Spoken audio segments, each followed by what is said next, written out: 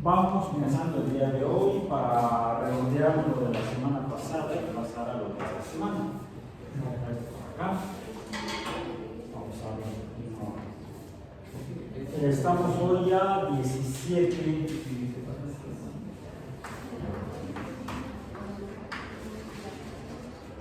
de marzo del 2025 en física biológica. Y haciendo un rápido recorrido, como solemos hacerlo, bueno, yo quiero hacerlo. Comenzamos para conocer, observar, medir, verificar que lo que medimos conseguiremos el error o los errores. Y las cosas cambian, delta, ¿qué significa? Delta sería entonces equivalente a un estado final, menos la diferencia entre un estado final y un estado inicial de algo que cambie. Un objeto cambia su posición en el espacio, está aquí, luego está allá. Medimos mediante longitud. Y esto es distancia. Medimos con números, pero cuando estamos hablando de distancia ya no solamente se trata de una cantidad, sino que esa cantidad tiene un signo. Y el signo nos indica en un sistema de referencia hacia dónde fue el cambio respecto a un punto de referencia en ese sistema de referencia. Y es por eso que después de esta flecha acá, que rodillo, vamos a poner un pedacito, está, a la que llamamos del todo. La debemos poner también en la derecha. Es una información parcial.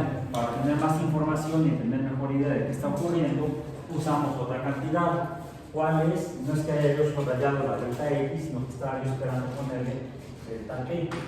Otra cantidad que esta es cantidad básica, el tiempo. La distancia como tal no es una cantidad básica, aunque la determinamos su magnitud mediante las unidades de la cantidad básica de longitud. Solo que mientras que la longitud no tiene flechita, no tiene dirección, cuando usamos la longitud para determinar direcciones, entonces se transforma en distancia. Cuando relacionamos el cambio de posición en un espacio de 1 a 2 dimensiones de algo, de un objeto como el borrador, en ese sistema de referencia espacial, y lo relacionamos con la magnitud o el cambio, sería T2 menos T1, tenemos entonces una razón, proporción o cociente de la distancia, diferencia entre los puntos en el sistema de referencia, entre los intervalos en los cuales ocurrió ese cambio de posición en el espacio. X es posición,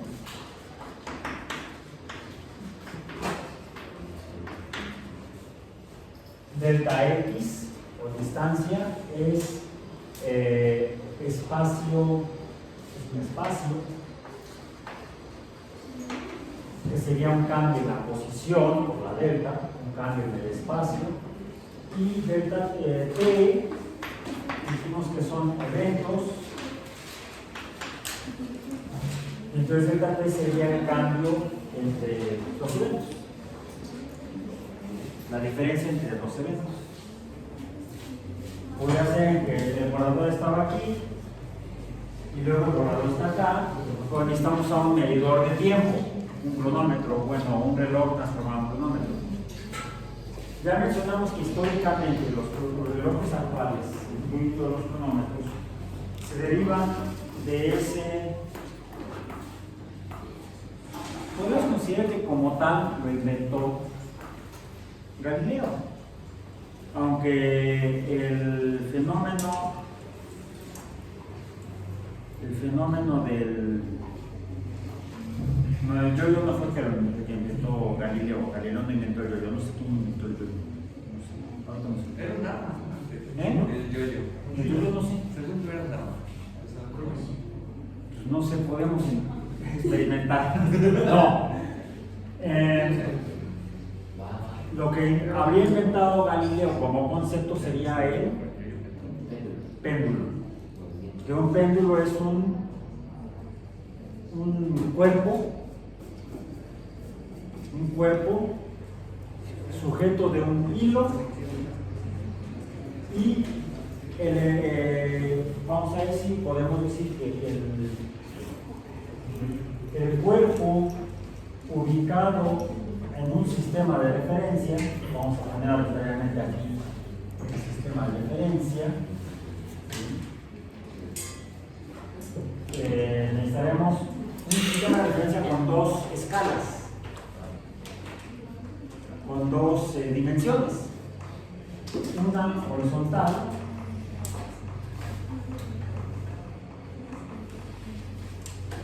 y otra, vamos a parar un momento, y otra vertical.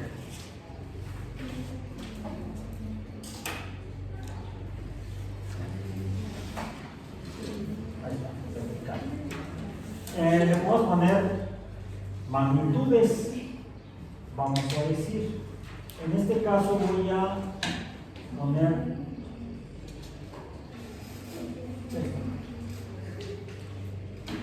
aquí sería el 0, aquí sería el 1, 2, 3, 4, 5, 6, 7. Y en el horizontal, ahí lo recojo, sería 1, 2, 3, 4, 5. Vamos a poner aquí X, vamos a ponerle aquí Y, que aquí sería -1, -2, porque aquí estaría el 0, en el horizontal. Aquí sería -5 en -x.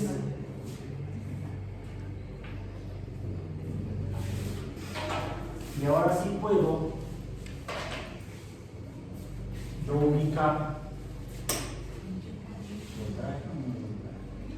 como cambié de mochila,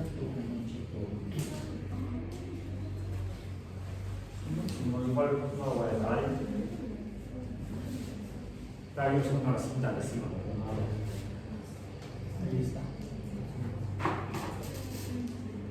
La longitud vertical, longitud L en Y, sería desde 0 hasta el centro de la masa del yoyo. Sería en 8, vamos a decir. ¿Dónde se encuentra la masa del yoyo? ¿Cuáles serían sus coordenadas espaciales en este sistema? Sería 0,0. Sería P1, posición 1. P2,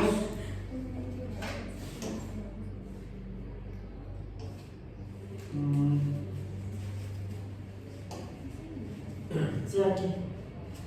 ¿Dónde están? -3. -4.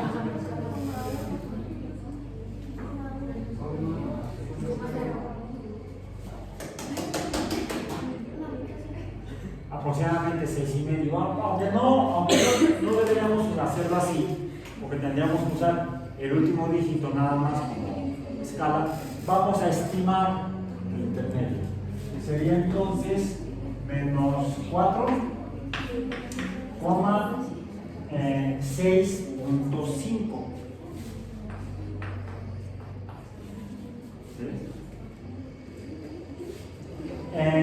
Luego vamos a decir un P3 que sería 0,0. ¿Por qué colocó la escala de la Y de esa manera? Porque se me dio la gana. Es arbitrario. Por ejemplo, la posición inicial no sería, la posición sería 0,-8, porque bueno, estaba aquello, pues así, estaba hasta el -8. ¿No? Bueno, ¿Cómo los puse? Esta es la raya de la escala, la raya de la regla. No son signos, no son barras, no son signos negativos. los positivos estarían hacia abajo y los negativos estarían hacia arriba. Es lo que me preguntó tu compañera. ¿Sí? Hablan dos idiomas diferentes. Dicen lo mismo en dos idiomas diferentes. ¿Sí? Pero lo interpretaban igual. ¿Eh? Es porque yo no había dado mayor indicación. Cada quien interpreta de acuerdo a sus prejuicios. A menos que nos pongamos de acuerdo. Es lo que hacemos en ciencia.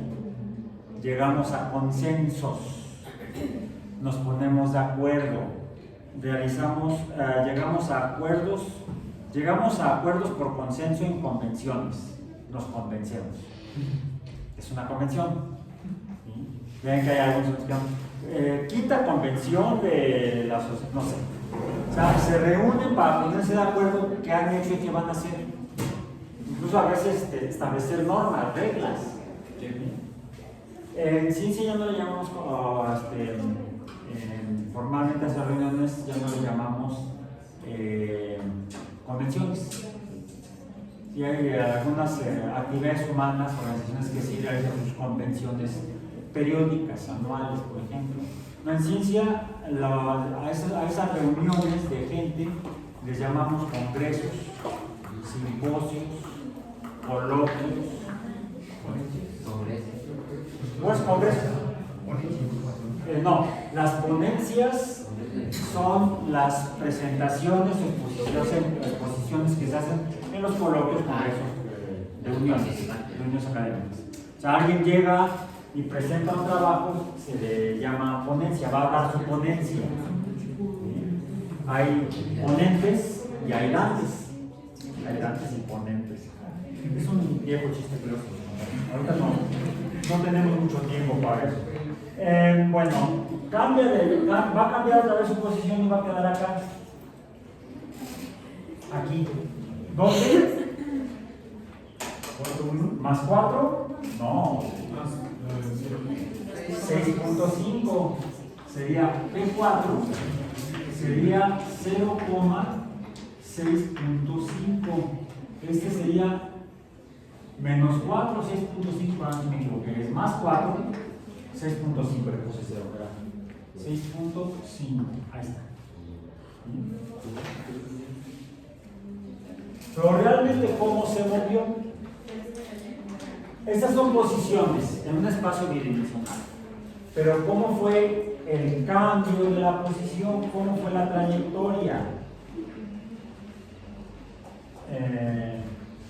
Aquí me equivoqué, no es 0,0, es 0,8. Perdón. Ya, lo arreglé. 0,8. 0 en X, 8 en Y.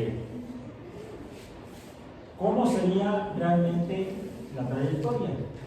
Sería aproximadamente así. Para allá y para acá. ¿Qué es eso? Una línea no recta. Entonces se trata de un movimiento de una línea no rectilíneo. No es rectilíneo. No es como las pelotas cuando ruedan en el piso, ni las pelotas cuando caen libremente, cuando gravitan libremente. De hecho está viendo, vamos a decir, inicialmente un movimiento en X y en Y simultáneamente hasta este punto, donde este valor corresponde, decíamos que como por acá, ya no sería 6 puntos, sino sea como 6.8, menos de 7, y luego es de aquí para acá. ¿Okay? Hay un movimiento en X y un movimiento en Y. Va a haber entonces que este cociente de cantidad de distancias de tiempo nos genera, habíamos dicho, otra cantidad. ¿Cuál es? La velocidad.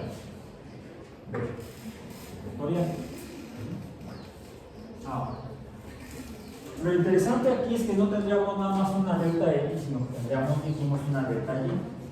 Delta Y es delta Y. Esto es igual, sería igual a y2 menos y1 entre x2 menos x1. No. Ok, ya me fui a clase de álgebra. Vamos a ver la ecuación de la línea recta. No. Está ni siquiera lineal. Era T2 menos T1. ¿Qué estaba yo escribiendo? La que. La pendiente. Esa la dejamos pendiente mejor. No, es delta y de delta T, que sería de subíndice Y, no es de Y, de subíndice Y entre T, lo que sería entonces la velocidad en Y. Tendríamos dos velocidades, una velocidad en X y otra velocidad en Y. Ok. Pero lo que se está moviendo es el yo-yo. De hecho, en X podríamos decir, bueno, es que en X está cambiando de 5, de menos 5, o de 0 a menos 5. Habría una distancia de menos 5 por el sistema de referencia. Luego, otro cambio de menos 5, no, ya menos 4, de 0 a menos 4, de menos 4 a 0, de 0 a más 4 y de más 4 a 0. Por cierto, ¿cuál habría sido la distancia recorrida? 0. Regresó al mismo punto en el sistema de referencia. Entonces, ¿cuánto se movió? 0. Qué loco, ¿verdad? Se hizo loco. Y hubo también un cambio en Y de 8 a 6 punto algo, de 6 punto algo a 8. Regresó a la misma posición. Posición inicial en X0, posición final, aquí sería 0. 0, menos 4, 0. Ah, bueno, es que desde acá quedó en la final. Si hubiera una P5, regresaría a esta misma posición, 0,8. Pues sería la vuelta completa. Vamos a decir, P5 sería a esta vuelta. P1, P2, P3, P4, P5. Igual a P0. No, P1. No, aquí no hay P0. Bueno, sí, allá en la salida de la gente. Sí, porque para llegar al metro tienes que caminarle hasta el Mita y al metro le gusta también. Le gustan los lejos. Ok. Entonces, lo que está cambiando de posición, ¿qué es? Es el yo-yo. ¿Y qué es el yo-yo? Ay, perdón, dijiste que podría usarse para otras cosas, ¿verdad? ¿Qué tiene? Tiene masa. Ah, pues sí se llamaba. Nada más que tenía picos y no se enrollaba. En la Edad Media, un arma era la masa. La que tenía picos era la estrella de la noche. Bueno, también decía masa, pero se puede usar con picos y picos igual. Sin picos un mazazo de esos se usaba así. Bolas. Entonces, el yo-yo tiene masa. Masa M. M cursiva dijimos, ¿no? M cursiva. No de metro. Y está en movimiento. Tiene un movimiento movimiento, dijimos, ¿esto qué es? Esto es movimiento.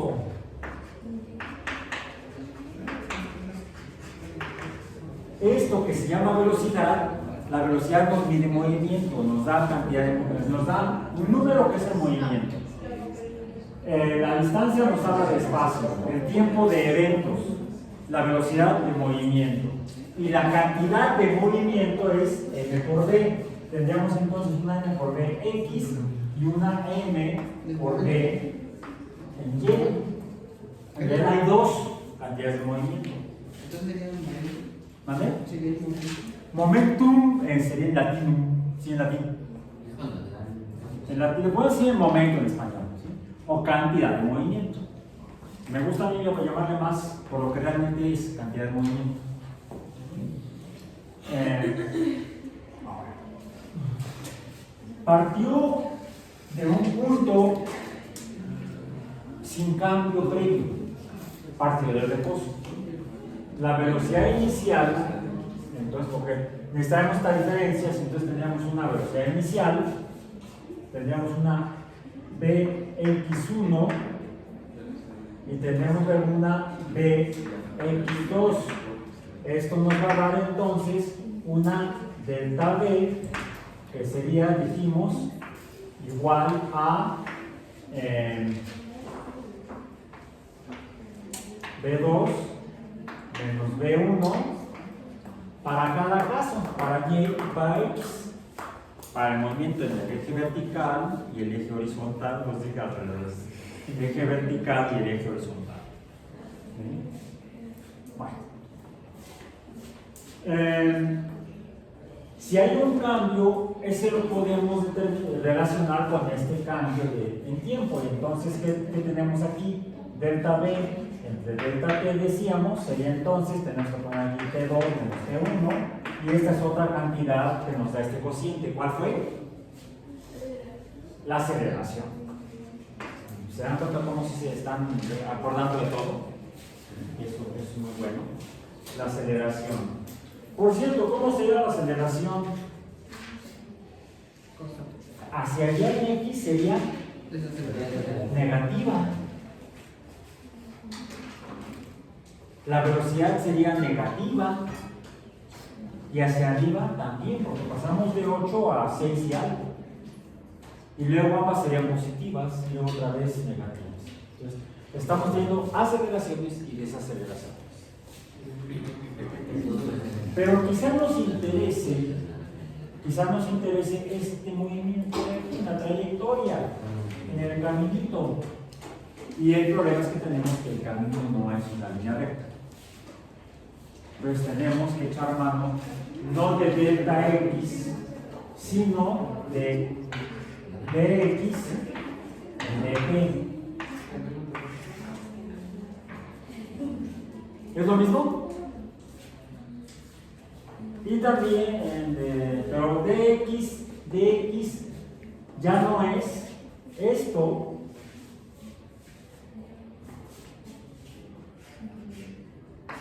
no es lo mismo. Dx en dt no es delta x en delta t. Porque es la derivada de esta. Sí, pero esto sería el movimiento en el eje de x. Y esto sería el movimiento en el eje de Y. Este es el movimiento en la trayectoria real. En la línea curva. O sea, Sí, ese es porque esto es una pendiente. Entonces eso sería para el movimiento no... Para el movimiento no rectilíneo. No rectilíneo. Como el del péndulo. Movimientos rectilíneos en la naturaleza existen muy pocos. Porque algo te vas a topar que va a hacer que cambies tu trayectoria. No necesariamente una fuerza. Las fuerzas, sin embargo, más que ser responsables del cambio en delta X, son responsables del cambio en B. El cambio en la velocidad, que es lo que describió Newton. Las fuerzas son las responsables del cambio en el movimiento, no en la trayectoria. Puede haber, junto con el cambio en el movimiento, un cambio en la trayectoria. O sea, es ahí donde la física se ve como compleja, complicada. Pues sí, porque hay muchas cantidades que tenemos que considerar, hay muchos aspectos o variables que debemos considerar. Los fenómenos físicos en la realidad son muy complejos, no son tan simples como nos los pintan en clase de física. Aquí mi intención es complicar la existencia. Para que se den cuenta que realmente la vida no es tan compleja, la vida es bella. ¿Quién le dijo semejante mentira? Ok, bueno. Entonces, dx en dt es la trayectoria no recta. Y esto nos va a dar entonces que la velocidad, pero esta velocidad es consecuencia de esta derivada. Que también otra triste realidad de la naturaleza. Rara vez las velocidades son constantes. Como cuando el yo-yo está en X está cayendo, en Y está cayendo. ¿Y cómo es la caída? A velocidad variable. En horizontal uno puede decir, es constante. Sí, pero el hecho de que tengas este de X tenga dos componentes que son X y Y, el hecho de que Y sea no constante hace que finalmente la velocidad no sea constante. ¿Bien? Podríamos simplificar el fenómeno si consideramos este proceso de cambio de posición en el espacio como el cambio en X, el cambio en Y, ¿qué sería esto? Son vectores. Tenemos un vector horizontal, un vector vertical. Y esta línea que pinté yo aquí, que es, que tendría que quedar más arriba para que se distinga de la línea curva, que también es una flecha, tengo el vector, tengo X en X. Vamos a decir la distancia en X, mejor D en X. D en X. Tengo D en X, es vector, la distancia. Tengo D en Y, la distancia. ¿Y esto qué es? D R, ¿cómo se llama? La resultante. La resultante es la consecuencia de la suma de vectores.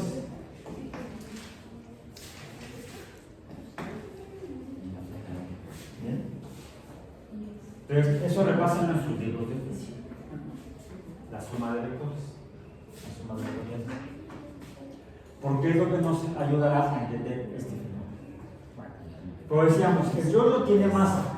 Vamos a tener una cantidad de movimiento en X, una cantidad de movimiento en B y otra cantidad de movimiento, que es esta. Sería formalmente M por B vectorial me va a dar el momento vectorial real, que es en la trayectoria, por ejemplo en el momento del péndulo. Aquí tiene una cantidad de movimiento que va cambiando según la trayectoria. Me haces un favor.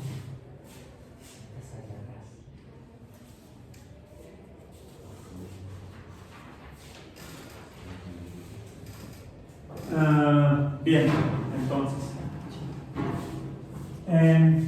También tenemos A. M por A. ¿Y esto qué dijimos que era?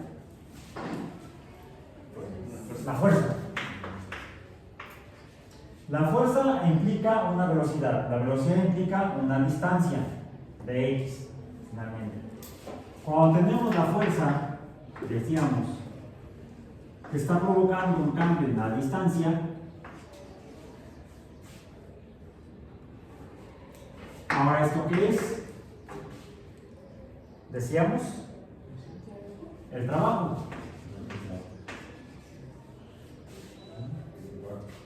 Y el trabajo que produce, la fuerza que produce trabajo es energía.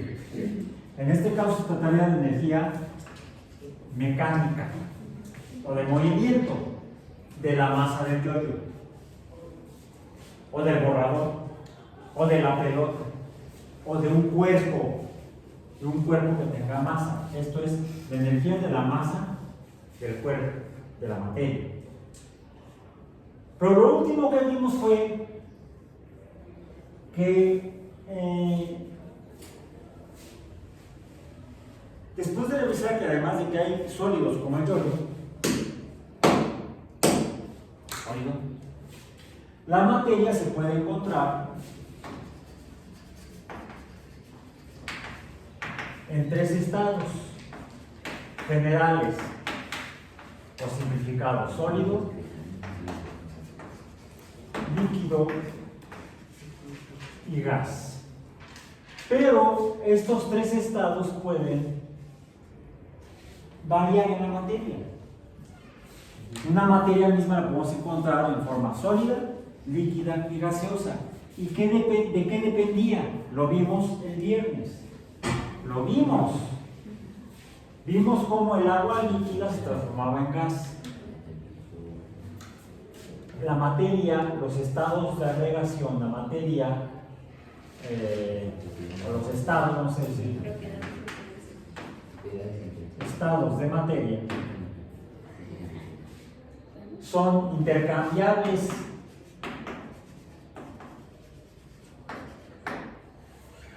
El gas puede hacerse sólido, líquido, el líquido puede hacerse sólido, el sólido puede hacerse líquido, el líquido puede hacerse sólido, gaseoso, y el gas puede hacerse sólido y el sólido puede hacerse gaseoso. Sublimación, depositación, ebullición o fusión, evaporación o ebullición, dependiendo de cómo suceda, o gasificación, condensación, solidificación, o le llaman también congelación. ¿Por qué dicen congelación? ¿En qué caso sucede? Cuando vimos el viernes que el agua se transformaba de líquido a gas, ¿qué ocurría? Ocurría un cambio en volumen. Y por cierto, era un cambio paulatino, lo que hicimos con el globo. Lo simplifiqué en el cilindro. Lo describí en el cilindro como un sistema simplificado. ¿Por qué? Porque se parece al cambio de posición del borrador sobre la panadeta, el movimiento del pistón o del émbolo en la jeringa. El pistón en un cilindro se mueve en línea recta. Sí, pero no es un punto el pistón. El émbolo de la jeringa no es un punto, es un cuerpo que tiene una superficie circular, que al desplazarse en un tercer eje está dándose un cambio en el volumen. Y cuando lo hice en la jeringa fue porque le soplé, le aumenté la cantidad de materia y aumentó el volumen que ocupaba, es decir, el émbolo se desplazó hacia afuera del tubo de la jeringa. Aumentó el volumen, ¿por qué? Porque aumentó la masa. Pero lo que hice el viernes con el globo, ahí no le metí más masa al tubo de ensayo en el que estaba embonado el globo. Ahí, ¿qué fue lo que provocó el aumento en el volumen del globo? El cambio del agua de líquido a gas, donde cada poco de agua se separó de otro poco de agua. Eso quiere decir que el agua líquida existe porque el agua está formada por pequeñas partículas de agua, pequeñas partes de agua. Eso significaría partícula, parte de algo, parte pequeña de algo, así como minuto era el pequeño intervalo de tiempo, minuto de tiempo, ¿sí? Pequeño intervalo de tiempo. Partícula es algo pequeño que es parte de algo más. Parte, pero pequeña, partícula. Entonces, la materia parecería estar formada por partículas que cuando están muy juntas, las vemos como sólidos. Cuando están completamente separadas, se comportan como gases. Y a veces las podemos ver. ¿Se dan cuenta que los gases difícilmente son visibles? Difícilmente los percibimos con la vista. Pero ¿cómo los podemos percibir? ¿Sí lo sientes? Aunque su cabello chino no se mueve, a diferencia de su compañera que se movía más. Pero sí sientes en la cara, no el movimiento de mi mano, como mi mano está perturbando lo que está alrededor de nosotros. ¿Qué es? Son gases. Que los muevo y entonces colisionan contra la cara de su compañero. Entonces, sería un superpoder, ¿no? Un superhéroe que avienta aire. Bueno, sí, se ha usado como arma. El aire. Incluso dicen que como arma no letal para, como está haciendo ahora el presidente de Argentina con los viejitos. Qué bueno que yo soy viejito aquí y no hay dolor. ¿Mire? Sí, sí, fulano. En fin, bueno, entonces, aquí nos dan tarjeta del bienestar. A mí todavía no me toca. No me toca, todavía no llego a esa edad. Ya sí, ya le conté que tengo que mi INAPAM para viajar gratis. Ya el año pasado que hicimos eso. ¿Mande? Ya luego, a los tantos años ya el año pasado. Varía, te digo, a los 60 años vas a la oficina correspondiente y solicitas tu credencial de INAPAM. Y con esa puedes entrar al metro, al trolebús, al tren ligero, al cabelú, no sé por qué no he requerido. Te dan descuento en autobuses, foráneos, 50% de descuento. Eso sí, no puedes cancelar el boleto, tienes que viajar. No es cancelable. Entonces, bueno, regresemos a eso. La materia se puede encontrar entonces, dependiendo qué tan juntas estén esas pequeñas partes o partículas que conforman a la materia. Si están muy separadas, se comportarán como gases. Si están más juntas, se comportarán como líquidos. Y si están completamente, como uno ve en el metro, ¿no la pico? ¿Sí? Es sólido el estado del metro. Y cuando nos movemos, hágase para allá que voy a salir. Ya, es empujo, hay una masa, y en inglés, ¿qué masa? Está en movimiento, y luego colisiona con el de junto, me detengo, entonces disminuye mi velocidad, se produce una desaceleración, se da una colisión. En las colisiones lo que se está manifestando son las fuerzas. Las fuerzas no se notan hasta que colisionamos o nos ponemos en movimiento. Mientras estamos en movimiento, la cantidad que existe es la cantidad de movimiento. Cuando cambia la cantidad de movimiento, entonces se manifiesta la fuerza. Es algo curioso cuando lo ves así, porque entonces la fuerza no está siempre presente. Solamente se hace evidente, se manifiesta cuando hay un cambio en la velocidad. Si la velocidad es constante, la fuerza no existe.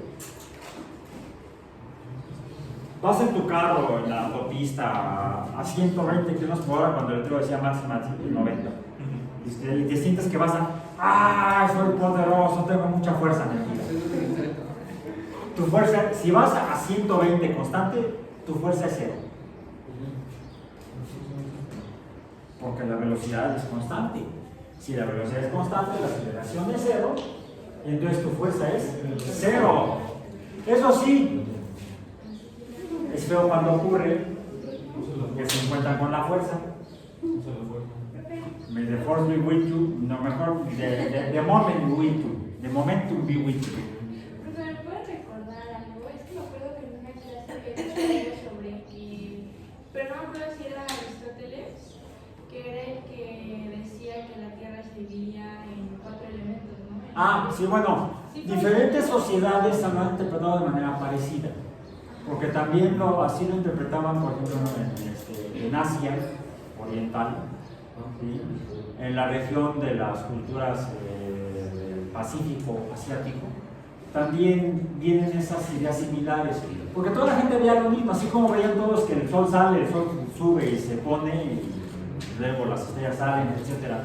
Y todos, no importa dónde vivieras ni cuál fuera tu religión, todos pensaban que la Tierra era el centro del mundo.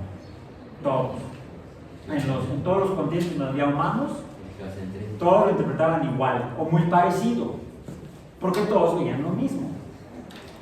Lo mismo sucede, vas caminando y que ves en el suelo, pues te agarras, pues es tierra. ¿Y esto qué es? Aire. Y cuando cae un rayo en un árbol, corre fuego, ya empezó el incendio forestal. ¿Sí? Así fuera de pastos. Por ejemplo, en África son más comunes los incendios en los pastizales que en los bosques, porque el bosque lluvioso tropical difícilmente, afortunadamente, se incendia. Cuando hay incendios en bosque lluvioso tropical, la mayoría de las veces porque son provocados por humanos. ¿Sí? Pero los incendios requieren que haya poca cantidad de agua para que la materia orgánica más fácilmente entre en combustión. ¿Sí? Y eso es cuando hay poca cantidad de agua en los tejidos vegetales, cuando hay sequía. Por eso es que los incendios los incendios forestales se producen principalmente en invierno, que es la época de secas, que en verano, que es la época de lluvias. Entonces, dado que los humanos veían lo mismo en los 5 continentes habitados o habitables, Europa, bueno, vamos a decir de donde evoluciona la humanidad, África, de ahí Asia, hacia allá se fueron los humanos, hacia Asia, con H y luego sin H, Asia, y de ahí por Palestina y Turquía, bueno, Persia, llegaron a Europa y llevan 3 continentes. Luego bajaron el nivel del mar y así brincando llegamos a Oceanía, Australia, Nueva Zelanda, ¿sí? El resto de islas. ¿Cuántos continentes? 4. Y bueno, otra vez, ¿por qué bajó el nivel del mar? Porque se congeló arriba, ¿no? Entonces se unieron Siberia y el norte de América en el paso de Bering, en el paso de Bering, no, el actual estrecho de Bering, porque al descongelarse, al fundirse el agua de los océanos, al volver a hacerse líquido, pues ya no podías pasar caminando de Siberia al norte de América. Y hace 10.000 años que ocurrió eso la última vez. Entonces, pues, bueno, existió ese paso entre Siberia, entre Asia y América, y entonces los humanos poblaron este continente, el 5.º continente poblado. El otro está muy lejos y es muy extremoso, bueno, es muy frío, el clima es muy frío, es difícil sobrevivir ahí. No sé si los habitantes de la Patagonia, de la Tierra del Fuego, hayan llegado. Yo no he visto reportes, ni ningún antropólogo o paleontólogo ha dicho, encontramos restos de poblados temporales en esa parte del continente antártico. No. Se han encontrado de millones de años atrás dinosaurios, por ejemplo. Porque la deriva continental provocó que en un momento dado el continente antártico estaba, de hecho, unido a Sudamérica, a África, a la India y a Oceanía. Y Oceanía era un solo supercontinente. Después se fracturaron y se fue cada uno por su lado. ¿Sí? Fue como que un problema continental social. Se volvieron antisociales los continentes separados. Entonces, en ese momento es posible que sí haya habido pasos, pero cuando los humanos aparecimos por evolución, o nos evolucionamos por selección natural en el este de África, ya el continente antártico estaba separado por cuerpos de masa oceánica de agua de los otros continentes.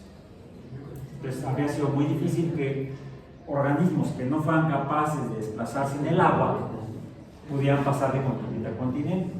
En cambio encuentras orcas en todos los océanos. Encuentras orcas nadando alrededor del Antártico y las encuentras en Sudamérica, en Sudáfrica. Tiburones los encuentras pero no en el Ártico. Tiburón blanco. El tiburón blanco es casi cosmopolita. Solo que como son peces de sangre fría, son poiquilotermos, no pueden estar en agua muy fría. Muy fría no. Entonces, finalmente todo depende, tengo aquí en la otra mano, todo depende de la fuerza que la materia ejerce contra las paredes de otros cuerpos o de donde se encuentran confinados la materia. Los líquidos en charcas, en pozas, en lagos, lagunas o en recipientes donde los humanos guardan agua, en su botella. ¿Sí? Y el agua está ejerciendo esa fuerza contra las paredes del recipiente y la fuerza es proporcional a la cantidad de materia. Y a eso le llamamos fuerza entre área, que es presión. Cuando esa presión es proporcional a la cantidad de materia, el movimiento, pues no, la presión nos da información de la cantidad de materia. De hecho, esta F es M por A.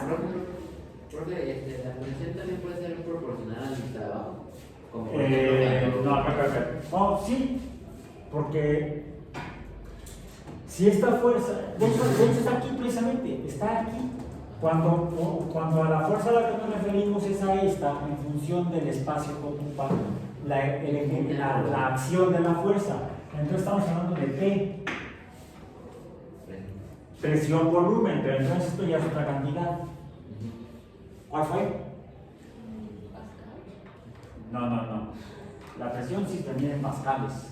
No, pero el producto PdV, presión por volumen o por la derivada de la temperatura. Sí, esto fue lo que terminamos de ver la semana pasada. PdV es las colisiones de las partículas de agua en las paredes del globo. ¿Cuánta agua? La que puse en el tubito. Esta masa de agua está ejerciendo esta fuerza sobre las paredes del globo, presión, y está cambiando el volumen del globo. No porque aumente la cantidad de agua. El agua era la misma cantidad, la misma masa de agua, pero el movimiento de cada poco de agua era mayor. La cantidad de movimiento aumentó la velocidad de cada particulita de agua. Al aumentar la velocidad y colisionar con las paredes, entonces se ejerce una fuerza cada vez mayor. Y esto es la temperatura. Ahora, dado que la fuerza por distancia es trabajo y la capacidad de una fuerza para producir trabajo es energía, la fuerza en función del área que produce un cambio será entonces un trabajo, pero le llamamos temperatura, podemos llamarle trabajo térmico. Y si la capacidad de una fuerza sobre un área es para producir trabajo térmico, es energía, la temperatura es una forma de energía térmica. Ahora, tenemos P, que P es F entre A y F es N por A. Por lo tanto, este valor, ¿de qué depende? Finalmente depende de la cantidad de materia. Si yo le hubiera puesto más agua al tubo y lo pongo en movimiento esa agua y empiezo a separar cada poquito de agua, ¿cómo va a ser la presión? Mayor.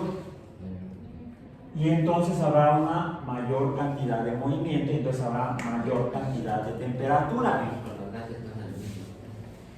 Puede pasar, de hecho, toda la materia, en cualquiera de sus tres estados de agregación, ejerce, además, tiene una temperatura proporcional a la fuerza que ejerce contra las paredes de esa materia, sea sólida, líquida o gaseosa. Por supuesto que si está toda así junta y apenas se mueve, sólidos, La ley de Broglie. ¿cómo va a ser la temperatura?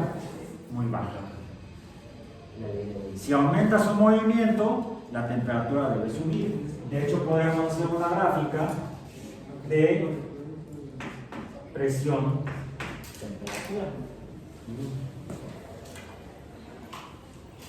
Y habría aquí un aumento proporcional. Voy a ponerlo así, aunque no es así. Revisen en los libros. No, es no lineal. De Kant es no lineal. Bueno, hay segmentos en los que es lineal. Pero fíjense. Temperatura, presión, volumen. En realidad es una explicación de cómo funciona la materia dependiente de tres variables. Depende de tres variables. La presión, el volumen, la temperatura. Cuando revisamos con cuidado, vemos que aquí no es exactamente igual. Hay una pequeña diferencia. Diríamos que esto es proporcional. Nos falta una constante de proporcionalidad. Y esa constante de proporcionalidad está compuesta por dos cantidades. Que es, en realidad, el producto PV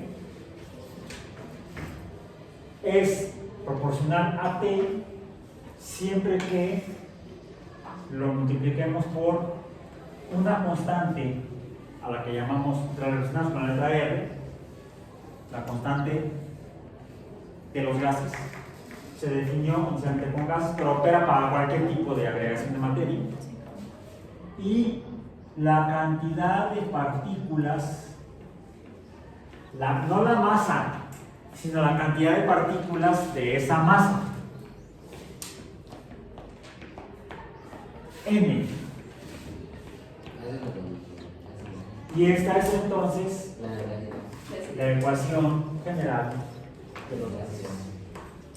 Que se deriva de la ley de Broglie, de ley de O sea, si aumentamos la temperatura de un gas, aumenta su volumen. Si aumentamos la presión de un gas, disminuimos su tamaño. Si aumentamos el volumen de un gas, va a aumentar su temperatura, incluso a presión constante. Podemos una cantidad de estas tres mantenerla constante y cambiar las otras dos para tratar de trabajar con solamente sistemas de dos ecuaciones. Puede ser temperatura, presión, o presión, volumen, o volumen, temperatura. En la naturaleza como tal no existen así, se comportan juntas. Se hace para hacer estimaciones. Pero tú puedes artificialmente en un laboratorio mantener constante una y variar las otras dos. Cambias una y ves cómo cambia la tercera que te queda. Por ejemplo, ¿cómo haces para que no cambie el volumen?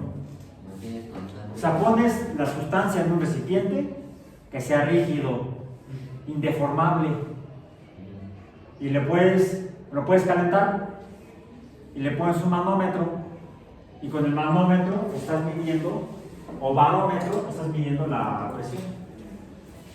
Es una olla express. ¿Qué es una olla express?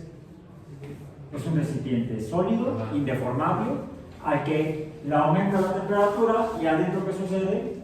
Como no cambia, aumenta la presión. Si es un globo, pues sí, es como hacen los globos aerostáticos. Calientan el aire que está dentro del globo, aumentan la presión, pero al mismo tiempo están aumentando el volumen, que fue lo que hice yo con el agua, pero en este caso lo hacen con aire simplemente. calentando, quemando típicamente gas propano. En lugar de preparar quesadillas o enchiladas, se pueden entrar globos para volar en el aire. ¿Cómo le hacen, por ejemplo, para que sea a presión constante? Pues vas a ver cómo cambia el volumen y la temperatura. Te puedes trabajar aquí afuera. Prácticamente la presión no cambia. La presión es de una atmósfera más o menos. Bueno, correspondiente, que puede variar por cuestiones climáticas. ¿Y cómo es para que la temperatura no cambie? Mantiene constante la presión. No, necesitas aquí un sistema. Si vas a calentar, necesitas Un sistema cerrado. si vas a aumentar la presión, para que no cambie, necesitas un sistema de refrigeración para que mantenga la temperatura constante. Si vas a hacer el cambio opuesto en la presión o en el volumen, entonces necesitas un sistema que haga un sistema de calentamiento para que mantenga la temperatura sin que disminuya. Pero eso ya es instrumentación. Ok, eso en cuanto a las leyes de los gases, pero hay algo interesante. Y eso fue lo que hicieron en el experimento con el agua. Pusieron agua caliente, pusieron agua a calentar y luego le pusieron una gotita o al revés, pusieron una gotita de azul de metileno y luego pusieron a calentar. ¿Y qué pasó? Es más, si lo hacen al revés, si ponen el agua caliente y le ponen la gotita, el azul de metileno se dispersa más rápidamente en el recipiente. El hecho de que hayan calentado el agua implica que el agua está en movimiento. El azul de metileno estaba en un frasco a temperatura ambiente, con poco movimiento. Cuando el azul de metileno entra en contacto con el agua caliente, entonces aumenta el movimiento del agua, se le pasa a las partículas de azul de metileno y entonces se empiezan a mover más y se mezclan más rápidamente que si el agua estuviera a temperatura ambiente. Y eso es la ley cero de la termodinámica. Cuando tienes diferentes materias a temperaturas distintas y las juntas, entonces el que tiene mayor cantidad de temperatura, porque es una cantidad, tiene mayor movimiento, le va a pasar su movimiento al que tiene menor cantidad. La temperatura se pasa del que está a mayor temperatura, el movimiento se le pasa al que está a menor temperatura y entonces terminan ambos compartiendo temperatura. No, sí, comparten, pero disminuye en el que estaba caliente y aumenta en el que estaba frío. Sí, o sea, porque la Llegan al ley equilibrio térmico. Llegan al equilibrio térmico, la ley cero de la termodinámica, que es como funciona el termómetro. Un sistema A comparte con el sistema B. Sí, eso lo encuentran en nuestro documento PDF que está disponible en el CIPI, que es esta lámina. Sí, es verdad. Es esto, ya la vieron. Bueno. Como tal, en el Luego, sistema A, sí. se le llama ley cero porque ya antes había explicado, y es a partir, por ejemplo, de la cantidad de movimiento. Ya vemos que en las colisiones el movimiento se conserva. Dos objetos que tengan cantidades de movimiento diferentes, cuando colisionan, se reparten el movimiento de modo que la cantidad total de movimiento se mantiene constante. ¿Qué es esto? Es el movimiento. Entonces, la cantidad de energía térmica se mantiene constante. Esa es la primera ley de la energía térmica que se descubrió, la primera ley de la termodinámica. La primera ley es la energía es constante. La energía es constante. La energía no cambia, la energía se conserva, no desaparece.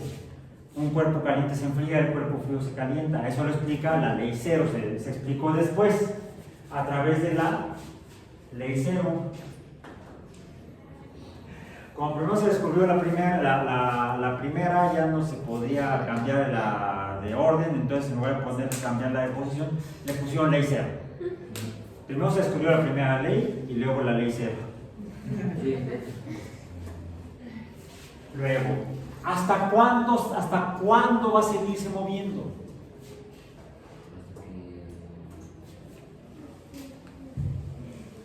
Hasta que llegue. Hasta que mueran.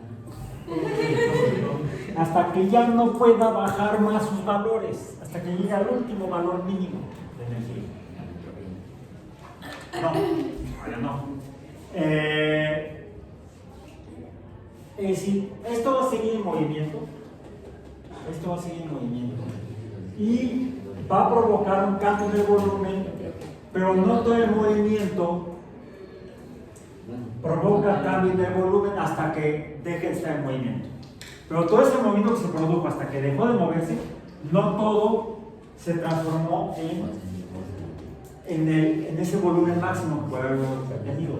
O hay una cantidad que se pierde. Bueno, hay dos cantidades que se pierden. Una se pierde en forma de calor. Cuando inflan un globo, y eso que para volar, pues parte del calor que está produciendo cuando se quema el propano, calienta el aire y el globo se infla. Pero otra parte del calor del propano que está quemando sirve para dos cosas. Para nada y para lo mismo. ¿Bien? Alguien puede decir, bueno, en lo que estamos inflando el globo, pues sácate las salchichas y las ponemos aquí a asar y sácate el pan y hacemos las dos para almorzar ya que estamos en la canasta, en la góndola se llama el globo. ¿Sí? Bueno, podríamos usarlo para eso. El calor es también producto de este movimiento. Y ese se puede usar para las salchichas, por ejemplo. Pero hay otra cantidad que se da en este movimiento de la materia que no sirve ni para calentar las salchichas. Y esa es la entropía. El desorden. Bueno, lo entendemos como desorden, pero yo prefiero entenderlo como entropía. O sea, no puedo explicarlo. Simplemente así le llamamos. ¿Sí? Y esa es la segunda ley. Y se va a seguir moviendo hasta que ya no haya el mínimo movimiento.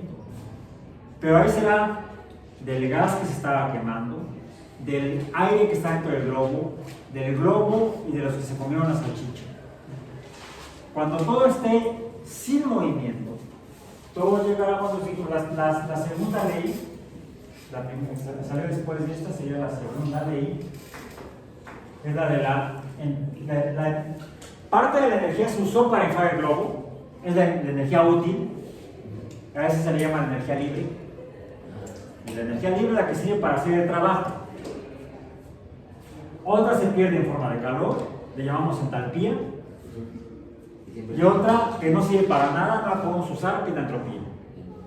Entonces habría tres: la útil, la energía libre, la que se pierde en forma de calor, o se puede usar como calor, que es la entalpía, o entalpia le dicen algunos. Entonces si es entropía, tendría que ser entropia. Y la otra que sería entonces la entropía, que no sirve para nada. ¿Sí? La entropía. Eso no la podemos usar. Eso lo escribe la segunda ley, que en realidad es la tercera porque llevan tres leyes: la ley 0, la 1 y la 2. ¿Y la mande? En total son 4, ¿no? Sí, son 4 las 3 leyes de la termodinámica. ¿Sí? La ley 0, la ley de que la energía se conserva. La energía total del sistema se mantiene constante, no desaparece. Una parte sirve para hacer el trabajo, le llamamos energía libre, otra parte es el calor y otra parte es la entropía. Estas tres dan la energía total del sistema y esa se mantiene constante. La ley primera nos dice que la energía térmica va del cuerpo caliente al cuerpo frío, del cuerpo de mayor temperatura al de menor temperatura. Sí. lo que se mueve es, y ese movimiento,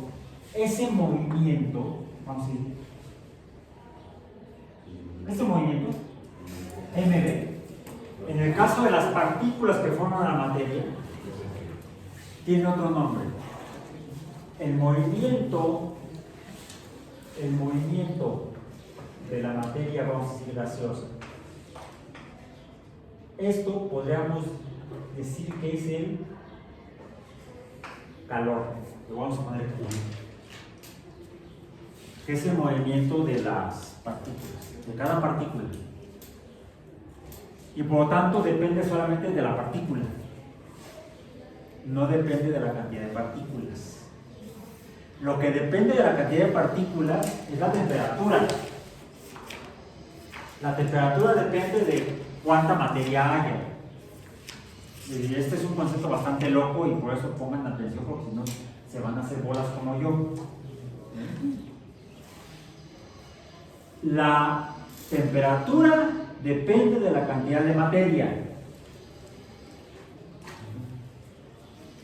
Esto que es la cantidad de movimiento en la materia, esa que puede ser mucha o puede ser poca, entonces puede ser mucha la temperatura si es mucha materia, poca la temperatura si es poca materia.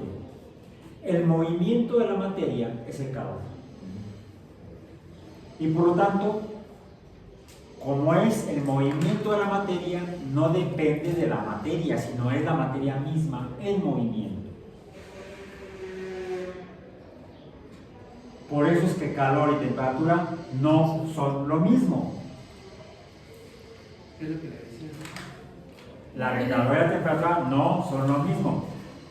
Una forma muy fácil de entenderlo, espero que lo recuerden porque alguien se los dijo o lo vieron, no porque les haya pasado, es cuando se te cae la taza de café caliente encima.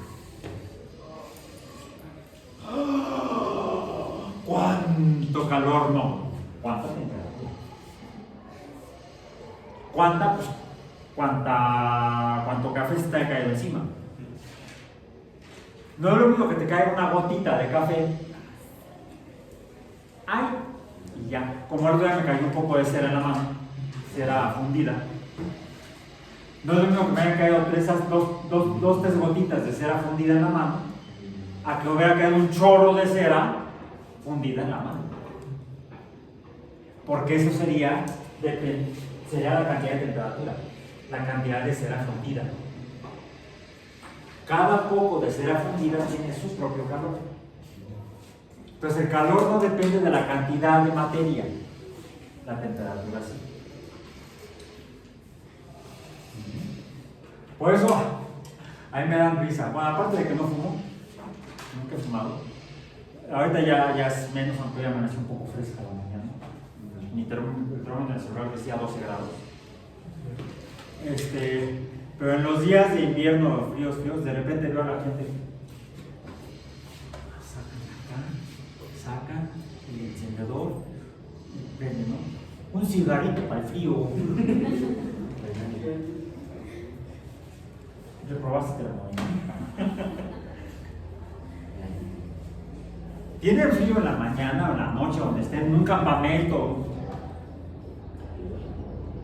Un chocolate caliente, un café caliente, un té caliente, una sopa de pollo caliente. Pero pues una sopa de pollo, al menos medio litro. Eso sí te calienta. Y además por dentro. Sí te quemas el gañete, ¿verdad? Pero... De hecho, el tratamiento cuando una persona está padeciendo pérdida de calor, en fisiología se le llama hipotermia, y es grave, la gente se puede morir, que es la pérdida rápida de calor. El tratamiento es tápalo con cobijas, no le des un cigarro y dale líquidos calientes. No, té de tila, no tequila. Té de tila. No, ese no. Ese sigue después para que se duerma. O como la hacía de papá, nos daba ¿qué? Té de gordolobo con piquete de ron. Pero además, no era té de gordolobo, era leche caliente con gordolobo. Era la receta de mi papá cuando estábamos enfermos con problemas así en invierno, para mantenernos calientitos, nos calentaba la leche y le ponía el gordolobo, un piquete de ron y ándale, dormías como bebé. ¿Cómo era? ¿Té de qué? Gordolobo. Té de gordolobo. Tiene años que no doy esa cosa. Ron, tequila y lo que prefieras. ¿Eso es como? No, eso se te olvida. Baby, te pones. No, bailes. Bailes y bailes. ¿Sabes bailando? Bueno, ok, entonces. Pero ese no es nuestro tema de hoy. Entonces, ya porque ya se acaba de mí. Ok. Porque comenzamos con el péndulo, ¿no? Hasta aquí llegan los conceptos genéricos de energía. Energía mecánica, energía térmica. La energía térmica la podemos distinguir en dos cantidades, la podemos medir en dos cantidades, mediante el calor y mediante la temperatura. La temperatura nos ayuda a medir la cantidad de calor. Para eso sirve de manera práctica la temperatura, para medir la cantidad de calor. Nada más recordemos que la temperatura depende de la cantidad de materia, mientras que el calor no depende de la cantidad de materia. O lo dije al revés. ¿No saben qué lo dije al revés? Sí, corrijan. Lo dije al revés. Perdón. Si es que, a ver, agua caliente. Sí. 1 litro de agua caliente a 100 grados Celsius es temperatura. ¿Cuál es la temperatura? 100 grados Celsius. Una gota de agua a 100 grados Celsius sigue siendo 100 grados Celsius, temperatura. Lo dije al revés, perdón. Corrijan. El calor depende de la temperatura. El calor depende de la masa. Este calor depende de M. La temperatura no depende, no está en función de la masa. Vamos a ponerlo así. La temperatura no está en función de la masa. En cambio, el calor, Q, vamos a ponerlo, está en función de la masa. Ahí está. Lo puedo escribir Q igual a F de N. Sí, pues qué tan caliente está, será cuánta materia hay, cuánto café caliente hay, cuánta agua caliente hay, será el calor. La temperatura será la misma. Es la misma temperatura para 1 mililitro de agua a 100 grados que para 1 litro de agua a 100 grados. ¿Te quieres hacer tus huevos cocidos? ¿Cuánto? Pues necesitas una ollita con agua hirviendo. Si le pones unas gotas de agua hirviendo, no se va a cocer el huevo. No. Mejor ponle jugo de limón.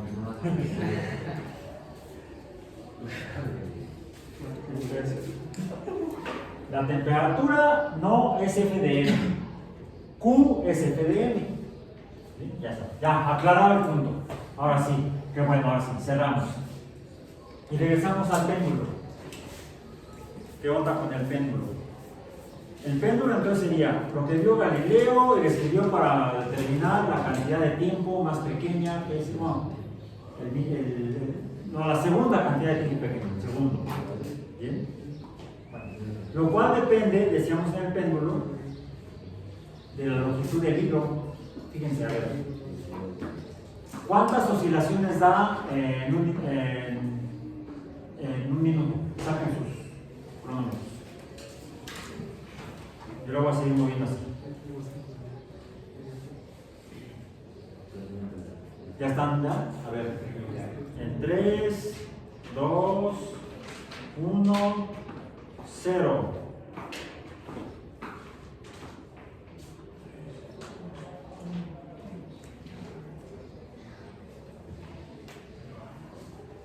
Que sean 15 segundos nada más, para que no se nos vaya más tiempo. A ver, ahora a partir de este momento le voy a...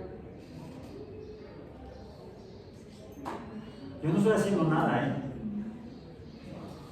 ¿Qué pasó? aumentó el número de oscilaciones entre tiempo. Eso nos da otra cantidad. Vamos a ponerlo así. Número de oscilaciones entre tiempo. Y esta es una nueva cantidad. Se llama frecuencia. La letra ni griega. ¿Cómo? Ni griega. ¿Pero cómo es la Frecuencia.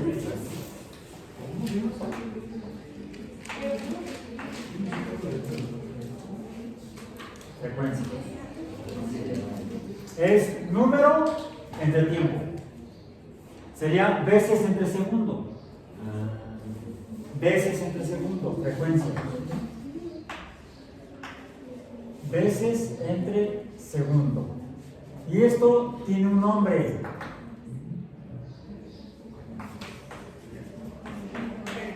Hertz. Símbolo H mayúscula Z. Hertz. Es la unidad de frecuencia. ¿De qué? De cualquier cosa que cambie y que contemos cuántas veces cambia entre unidad de tiempo. Unidad de tiempo, segundos. ¿Ok? A veces dicen, bueno, pero el movimiento del péndulo, ¿a qué se parece? Aquí hay un ápice más amplio el movimiento del péndulo. La curva es está más larga. La trayectoria curva es más larga. ¿Sí? ¿Y ahora? Es un movimiento circular. El movimiento del péndulo es una variante del movimiento circular. ¿Sí? Ah, bueno, claro, te estás adelantando. Te estás adelantando. Pero antes de que lleguemos a eso, ahora cuente. Cada que pase por aquí. A ver, bye. 3, 2, 1.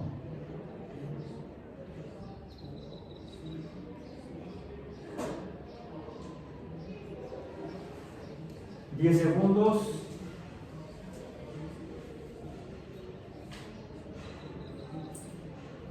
Yo no estoy haciendo nada. ¿Qué pasó?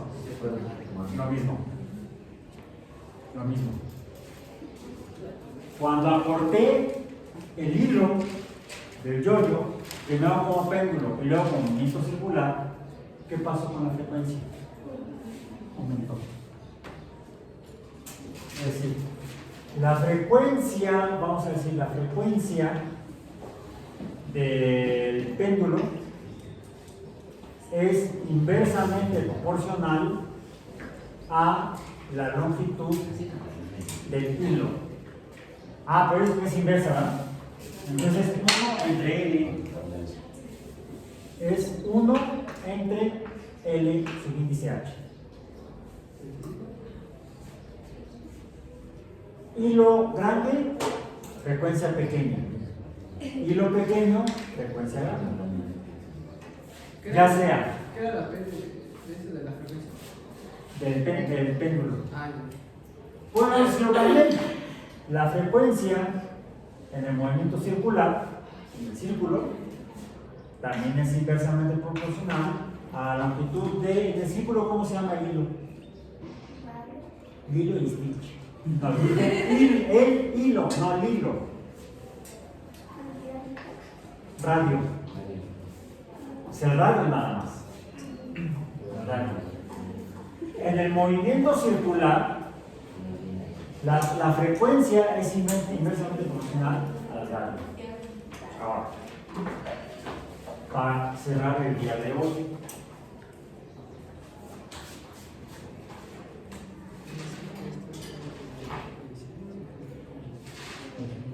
ahí está. Ahí está. Ahora sí. Estaba aquí, ¿verdad?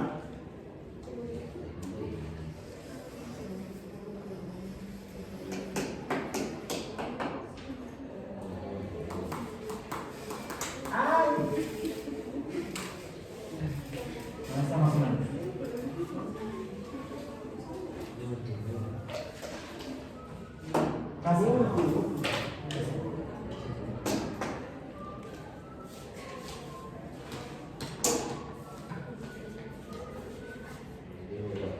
Me quedó casi en 1 metro. ¿Qué? El diámetro. ¿Sí? Aproximadamente 1 metro el diámetro.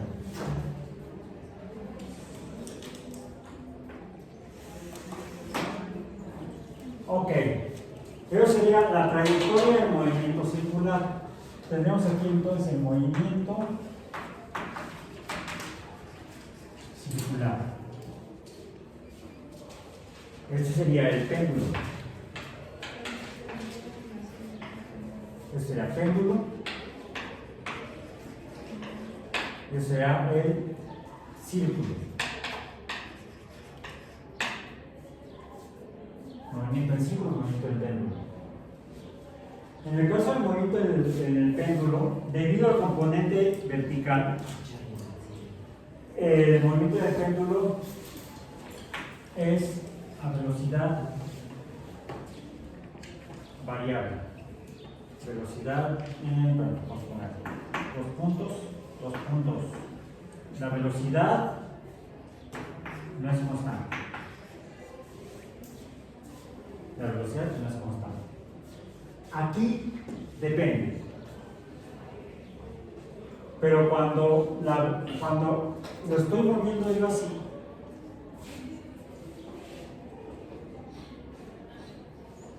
¿la velocidad cambia?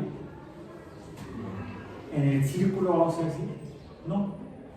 Aquí estamos hablando del movimiento circular uniforme. Y al mismo tiempo, y si aplicamos,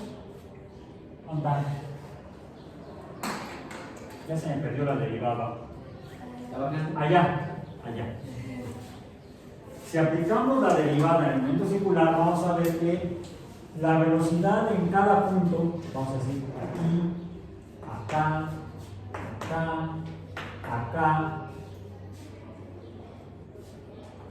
B, vamos a poner B0, B1, B2, y ese es igual a B1, que es igual a B2, entonces tenemos el movimiento circular uniforme. Si son constantes las velocidades en cada punto, ¿sí? A esto le llamamos entonces velocidad instantánea. Pero la velocidad instantánea necesito determinarla mediante la derivada. Ahora, ¿cómo le hago? A ver, tengo aquí. Necesitaré yo el valor en X y el valor en Y. ¿Sí? Para conocer entonces la posición en cada punto del círculo. Aquí tendríamos el punto X2, Y2. Bien. ¿Y este cuánto vale X? Esto. ¿Cuánto vale Y? Esto. Y2, X2. Bien. ¿Y qué puedo hacer yo aquí?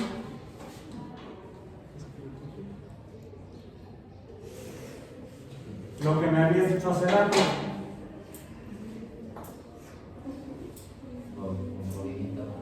Ahora, cuando en el movimiento circular es más evidente que lo que va cambiando conforme va cambiando la posición en el tiempo, aquí sería el punto X1, Y1.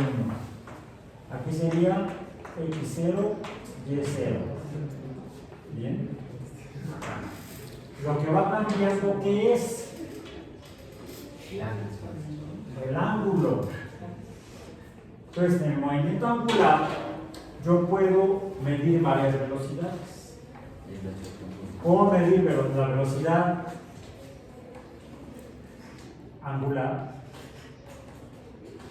donde la velocidad angular es precisamente el valor de, vamos a decir, el ángulo θ entre el cambio en el ángulo en función del tiempo.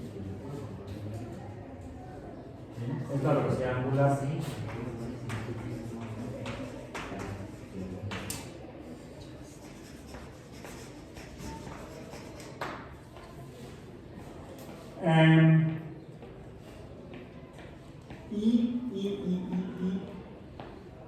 También puedo determinar para había preguntado, pero ¿cómo conozco estos puntos?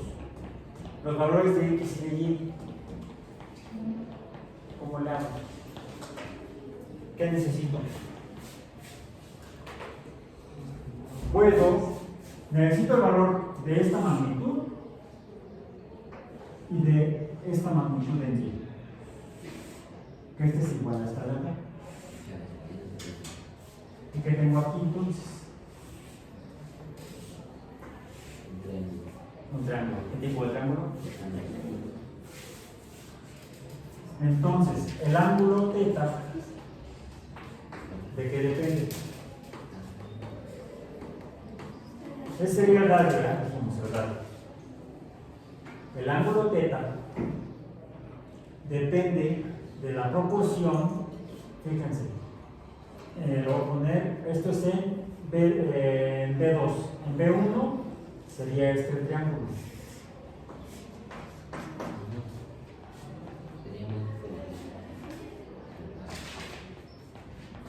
Aquí, en el caso de X1, Y1, X1 es mayor que X2.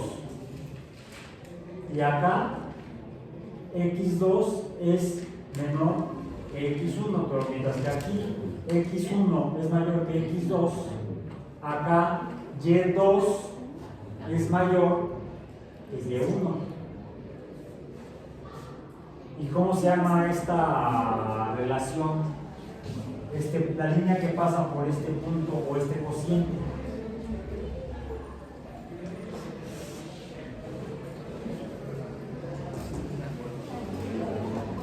Esta es la tangente del ángulo, que sería entonces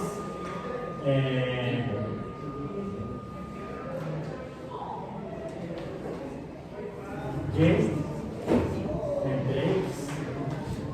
Ahora, si a esto le llamamos triángulo, ¿esto qué sería?